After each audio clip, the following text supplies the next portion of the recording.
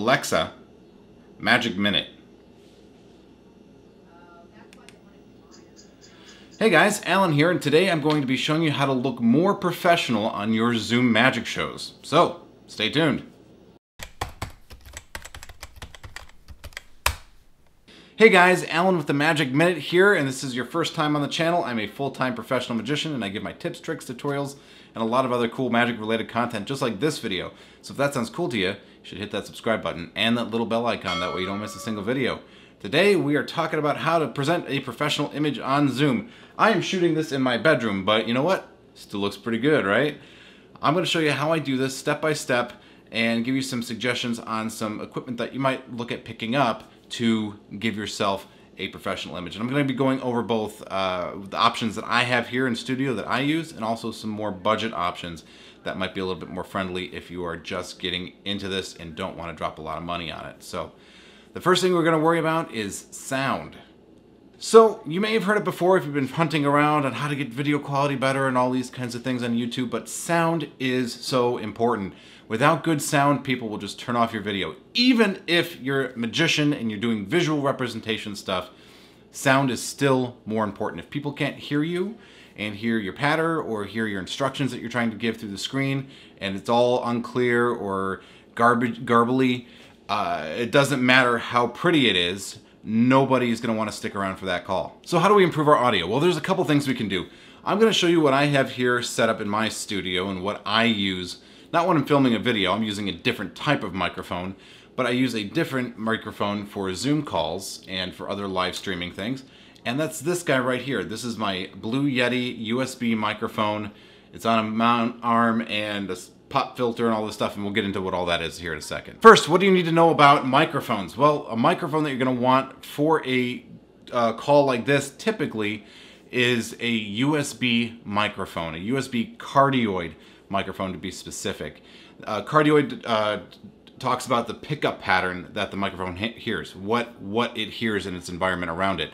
A cardioid is heart-shaped, as you can imagine by the name cardioid, and it's going to pick up the best amount of sound coming from the front of the microphone where you're speaking into it. The nice thing about the Blue Yeti is that it actually has a couple of variable pickup patterns, so you can use it as a stereo microphone like you see ASMR artists using, or omnidirectional for getting sound in an environment, and also a feature where it picks up just from the front and just from the back if you're doing something like an interview.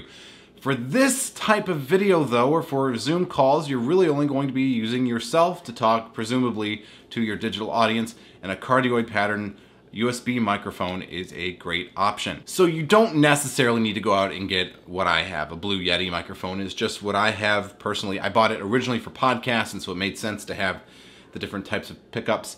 But you won't need that if you're just talking to a digital audience. If you want to stay within the Blue microphone brand, there is another microphone that I highly suggest and think is just excellent, and that's called the Blue Snowball. And they have two variations of that. They have the Blue Snowball and the Blue Snowball Ice.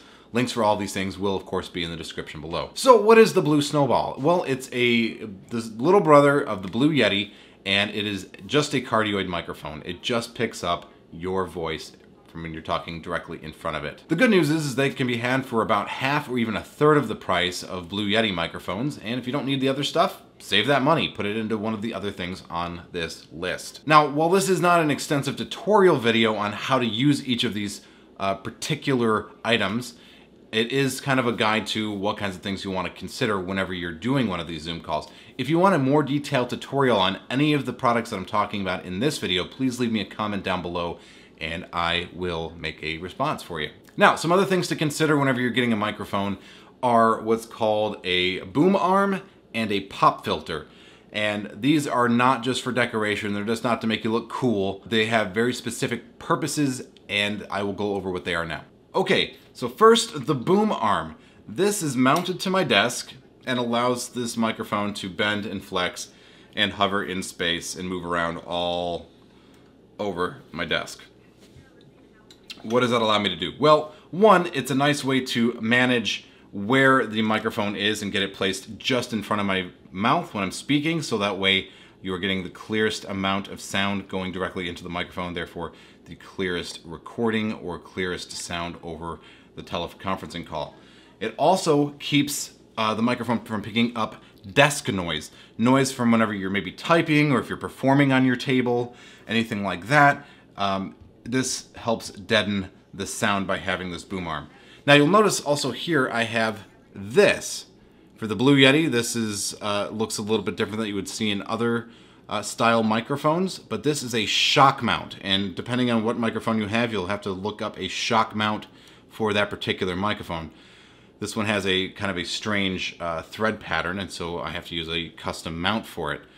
But it also even further helps dampen sound from the ambient environment and from my desk by having the microphone suspended in this bungee cord lattice here. So that way it's very isolated from any taps or bumps that you might get from traveling up through the table. Next, the pop filter.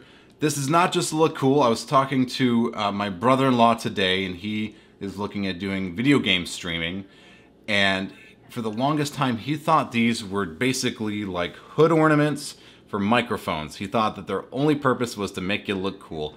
And I said, no, no, no, no. Take them, if you have one, if you have a microphone, go up really close to it and say the word peanut butter. And you'll hear these puffs of sound hitting the microphone. This will allow your sound, of course, to go through the material. It's kind of like a pantyhose, a double layer pantyhose.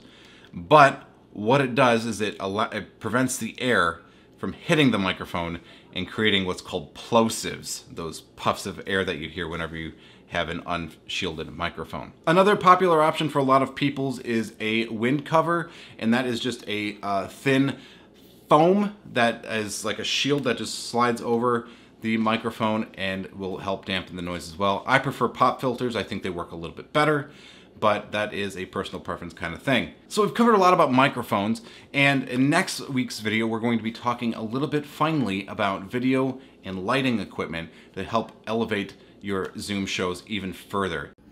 Hey guys, video editor Alan here, and I'm working on this episode right now, and I realized I didn't tell you that I will have links for all of the products I'm talking about in the description below. If you want to support the channel, it doesn't cost you any extra to buy them through my affiliate links, but I will get a kickback from you purchasing through there. So that would help me a lot. So consider doing that. Thanks a lot.